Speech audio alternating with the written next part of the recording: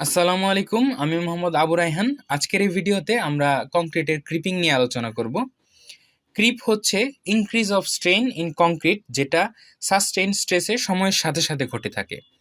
সহজভাবে বলতে গেলে একটি নির্দিষ্ট কংক্রিট যখন দীর্ঘ সময় ধরে লোডিং কন্ডিশনে থাকে তখন স্বভাবতই কংক্রিটের ডিফরমেশন হয় বা স্ট্রেন বৃদ্ধি পায়। এই টার্মটিকে কংক্রিটের ক্রিপিং বলে। কংক্রিট ক্রিপিং আসলে কিভাবে হয় এর মেকানিজম সম্পর্কে আমরা জানবো।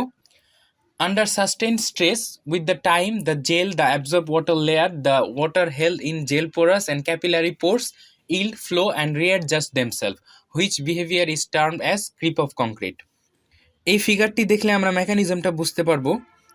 এটি একটি সিমেন্ট পেস্টের স্ট্রাকচার। আমরা জানি সিমেন্ট পেস্ট সিএসএইচ জেল স্ট্রাকচার দ্বারা গঠিত এবং এই জেলগুলোর মাঝে ছোট ছোট জেল পোর থাকে যেগুলি ওয়াটার অ্যাবজর্ব করে রাখে, এবং যখন কংক্রিটের উপর লং টাইম ধরে স্ট্রেস আসতে থাকে তখন এই ক্যাপিলারি ওয়াটার পোরগুলি ইল্ডিং হওয়া শুরু হয় এবং ওয়াটার ফ্লো করে মুভ করে, যার কারণে নতুন করে আবার এই জেল পোরগুলির মধ্যে রিঅ্যাডজাস্টমেন্ট হয়, যার কারণে কংক্রিটের লেন্থে চেঞ্জ আসে এবং স্ট্রেন ইনক্রিজ করে।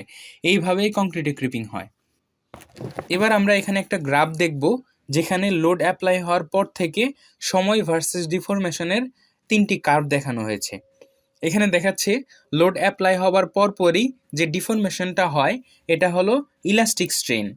তারপরের কার্ভের এবং এই কার্ভের মাঝামাঝি রেঞ্জের ডিফরমেশনের জন্য রেসপন্সিবল হলো শ্রিঙ্কেজ, যদিও ইন রিয়েল এই দুইটা একই সাথে ঘটতে থাকে। আর একদম লাস্ট রেঞ্জের ডিফরমেশনটাকে বলা হচ্ছে ক্রিপ। এবং যদি সাস্টেইন লোডটাকে কখনো সরিয়েও আনা হয় তবে কেবল ইলাস্টিক স্ট্রেনের ডিফরমেশনটাকেই কংক্রিট রিকভার করবে। এটাকে ইনস্ট্যান্টিনিয়াস রিকভারিও বলা হয়ে থাকে। এখানে একটি ব্রিজের পিকচার দেখতে পাচ্ছি। দীর্ঘদিন ধরে লোডিং কন্ডিশনে থাকার কারণে এই স্থানটিতে ক্রিপ ডিফ্লেকশন দেখা দিয়েছে।